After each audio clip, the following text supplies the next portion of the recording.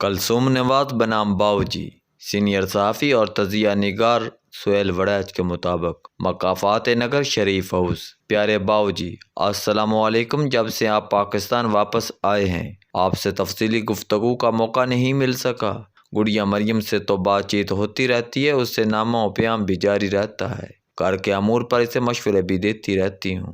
کل اباجی میاں شریف سے پاکستانی سیاست پر تفصیلی بات چیت ہوئی تھی۔ اس موقع پر دیور عباس اور بھائی طارق شفیع بھی موجود تھے۔ عباس شریف مسلسل اباجی کی ٹانگیں دبا رہے تھے۔ اباجی کہہ رہے تھے کہ نواز کی زندگی کا مشکل ترین مرحلہ آ گیا ہے، اسے اپنی سیاسی ساکھ کے لیے چومکھی لڑائی لڑنی پڑے گی۔ جو معیشت شہباز بھائی اور ڈار بھائی سے 16 ماہ میں نہیں سنبھل سکی، اس کو سنبھالنے کا چیلنج سب سے بڑا ہے۔ اس کے بعد وزیر اعظم اور سویلین سیٹ اپ کے لیے جگہ بنانے کا مسئلہ ہے۔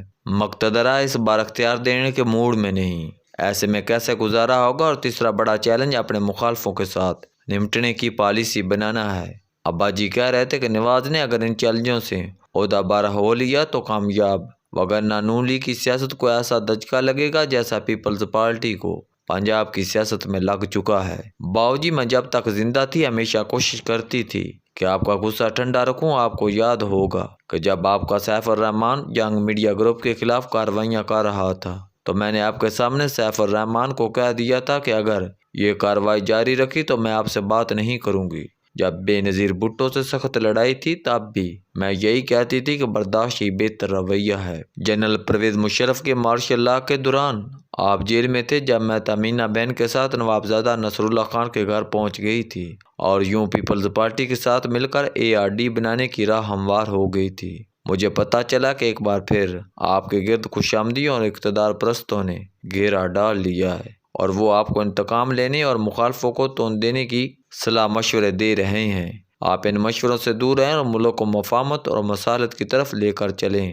نہ صرف مقتدرہ سے بنا کر رکھیں بلکہ انصافیوں کو بھی مین سٹریم میں لانے کی کوشش کریں۔ مجھے یاد ہے کہ میری بیماری کے دوران انصافیوں نے کس طرح کا پراپوگنڈا کیا۔ افسوس تو یہ ہے کہ وہ یہ سب کرنے پر شرمندہ بھی نہیں۔ دوسری طرف ہماری طرف سے بھی اب شیر علی جیسے زوراور باز نہیں آتے۔ اس نے لندن کے ایک ہوٹل میں جس طرح خاتون کو گالیاں دی وہ ہمارے گلے پڑ گئیں، اور میری موت کے بعد شان نامی لڑکا اور اس جیسے کئی آپ کے گھر آ کر روز پریشان کرتے رہے۔ یہ سب زیادتیاں دل پر نقش ہیں، مگر کیا کریں؟ اگر ان کے ساتھ وہی سلوک کریں جو انہوں نے ہمارے ساتھ کیا تھا تو پھر ہمارے اور ان کے درمیان فرق کیا رہ جائے گا؟ گڑیا مریم گواہ ہے کہ آپ ہمیشہ میرا مشورہ مانتے ہیں اور اس پر عمل کرتے رہے۔ ابھی بھی پاکستان کو معیشت اور سیاست پر ایک نئے معاہدے کی ضرورت ہے۔ اس معاہدے میں تحریک انصاف کو بھی شامل کرنا چاہیے، یہی پاکستان کے نئے مستقبل کی ضمانت بن سکتا ہے۔ آنے والے دنوں میں یہاں آپ کو اباجی کے بتائے ہوئے چیلنجوں کا سامنا کرنا ہوگا۔ وہاں شریف اور اس کے اندرونی معاملات بھی دیکھنا ہوں گے۔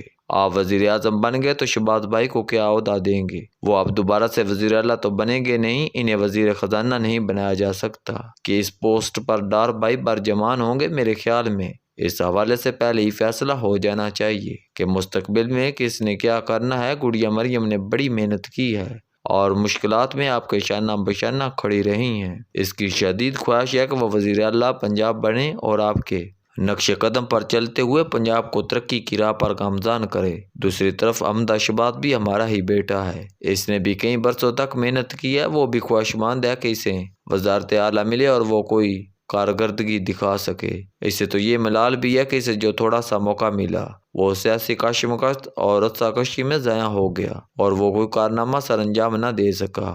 آپ کو ایسا راستہ نکالنا ہوگا جس سے نہ مریم ناخوش ہو اور نہ ہی حمزہ ناراض۔ بہتر یہی ہے کہ مریم فی الحال وفاق میں ہی آپ کے ساتھ کام کرے اور حمزہ بھی حکومت سے باہر بیٹھ کر پنجاب کے معاملات دیکھے۔ خاندان کے سارے افراد حکومت میں شامل ہوئے تو ہر کوئی انگلی اٹھائے گا۔ ہمیں اس بار حد سے زیادہ احتیاط سے کام لینا ہوگا۔